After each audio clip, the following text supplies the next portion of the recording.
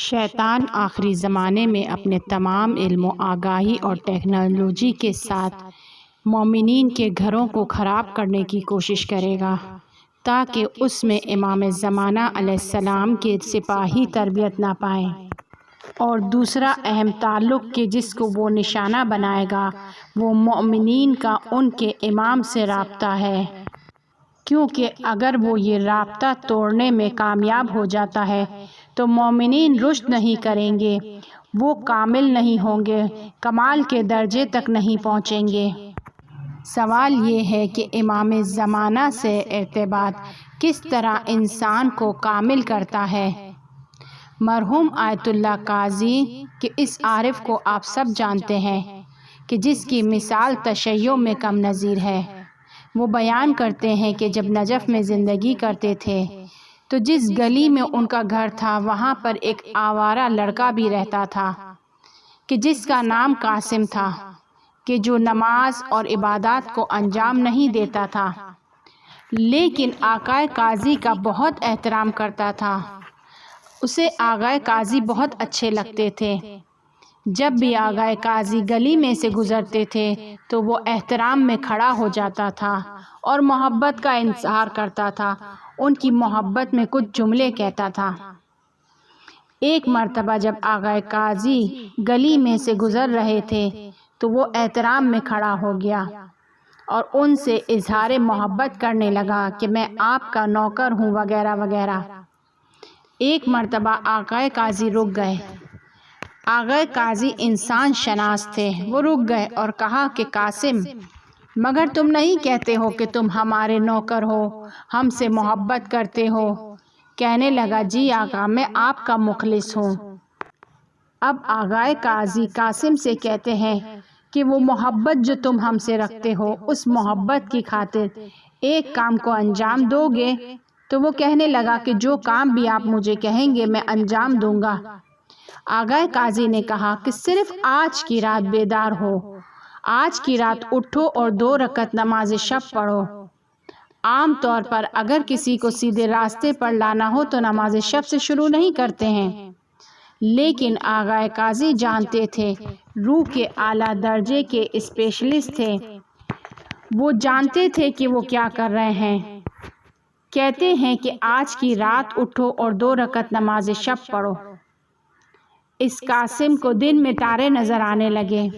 کہنے لگا آقائے قاضی، مجھے تو فجر کی نماز بھی پڑھنے نہیں آتی ہے، نماز شب کا تو مجھے معلوم ہی نہیں ہے کہ وہ کیا چیز ہے۔ کہنے لگے کہ میں تمہیں سکھا دوں گا، اٹھو اور 2 رکعت نماز پڑھو۔ اب قاسم بہانے بنانے لگا اور کہنے لگا کہ میں اس سے پہلے کبھی رات کو نہیں اٹھا ہوں، میں تو دوپہر تک سوتا رہتا ہوں۔ آقائے قاضی اس سے کہتے ہیں کہ تم ایک وقت کی نیت کرو، میں تمہیں اٹھا دوں گا۔ کوئی ایک وقت کا سوچو کہ جس وقت نماز کے لیے اٹھو گے میں تمہیں اٹھا دوں گا۔ قاسم کو آقائے قاضی سے بہت زیادہ محبت تھی۔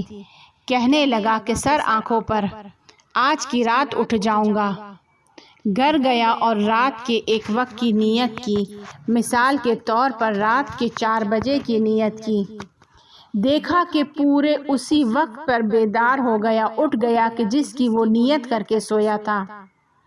آقائے قاضی کے لیے اس کو اٹھانا کوئی بڑا کام نہیں تھا، جو وقت سوچا تھا اسی وقت اٹھ گیا، اور جس وقت اٹھا تو خود کے اندر ایک خوشی کا احساس ہوا۔ ممکن ہے بعض لوگ سحر کے وقت بیدار ہوتے ہوں، اٹھتے ہوں، لیکن نیند میں نڈھال ہوتے ہوں، حوصلہ نہیں ہوتا، تھکاوٹ کا احساس رہتا ہے، حال نہیں ہوتا، اور اگر کسی کے پاس حال ہے تو یہ ایک الگ توفیق ہے۔ اب یہ قاسم اٹھ کر اپنے آنگن کی طرف جاتا ہے تاکہ وضو کرے، آستینوں کو اوپر کرتا ہے۔ ایک مرتبہ اس کا دل ٹوٹ گیا اور کہنے لگا خدایا، کچھ لوگ ایسے ہیں کہ جو رات کے اس پہر میں ان کی آوازیں تیرے در پر جانی پہچانی ہیں، تیری نگاہ میں وہ اجنبی نہیں ہیں، ملائکہ ان کو پہچانتے ہیں۔ میں بدبخت اور سیاہ چہرے والا دیر سے آیا ہوں، میری آواز کو کوئی نہیں پہچانتا ہے، لیکن خدایا تیری بارگاہ کے اچھے لوگوں میں بھی آ گیا ہوں، مجھے بھی قبول کر لے۔ نقل کرتے ہیں کہ وہ قاسم کی آخری رات تھی کہ اس کی روح مکمل طور پر تبدیل ہو گئی۔ اگلے دن سے آغائے قاضی کے شاگردوں میں سے تھا، بہت اچھا انسان تھا، اولیاء خدا میں سے تھے، اعلیٰ مقامات تک پہنچ گئے۔ اگر کوئی خود کو آغائے قاضی کے حوالے کرے تو مقامات تک پہنچ جاتا ہے۔ آغائے قاضی امیر المؤمنین علیہ السلام کے پاؤں کی خاک ہے، امام حسین علیہ السلام کے پاؤں کی خاک ہے۔ اگر کوئی خود کو امام حسین تک پہنچا دے تو کہاں تک جائے گا؟ اگر خود کو اہل بیت علیہم السلام سے متصل کر دے تو کہاں پہنچے گا؟ اگر انسان رشد کرنا چاہتا ہے تو اس کا راستہ یہ ہے کہ خود کو اپنے سے بالا تر کے حوالے کرے۔ یہ کہ آپ دیکھیں گے کہ ظہور کے وقت، حضرت ولی عصر کے ظہور کے وقت، ہماری روایتوں میں ہے کہ ہم سب نے سنا ہے کہ انسان بہت تیزی سے رشد کرے گا، ایک دم تیزی سے اس کے اندر کی تمام خصوصیات باہر آ جائیں گی، کامل ہو جائیں گی، عقلیں اوج پر پہنچ جائیں گی۔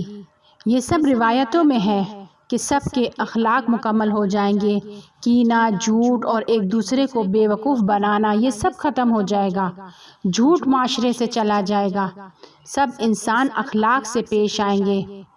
وہ چیز جو آپ اولیاء خدا سے سنتے ہیں، جیسے بحر العلوم اور سید ابن طاؤس، عام انسان اس زمانے میں اس طرح ہو جائیں گے، یعنی عام انسان نہیں رہے گا۔ یہ سب امام زمانہ علیہ السلام کے تربیت یافتہ ہیں، یعنی سب کے سب رشد کر جائیں گے، اخلاقی لحاظ سے، عقلی لحاظ سے، علمی لحاظ سے، عدالت کے لحاظ سے، سب جگہ پر امن ہوگا، سب جگہ پر معنویت ہوگی، علم وسیع ہو جائے گا۔ کیا کبھی آپ نے خود سے یہ سوال کیا کہ جب امام زمانہ علیہ السلام آئیں گے تو ایک مرتبہ کیسے لوگ اس طرح تیزی سے رشد کریں گے؟ یعنی ایسا نہیں ہے کہ ایک مرحلے کے بعد وہ دوسرے مرحلے میں داخل ہوں گے، پھر تیسرے اور پھر چوتھے، نہیں، وہ نچلے مرحلے سے اوپر والے مرحلے میں چھلانگ لگاتے ہوئے پہنچ جائیں گے، یعنی معجزہ کریں گے، سب کے سر پر ایک ہاتھ پھیریں گے اور معجزے کے طور پر سب انسان اولیاء خدا میں تبدیل ہو جائیں گے۔ امام زمانہ علیہ السلام کے زمانے میں معجزے تو ہیں، لیکن اس کا مطلب یہ نہیں ہے کہ امام زمانہ معجزے کے ذریعے اپنے تمام کاموں کو چلائیں گے۔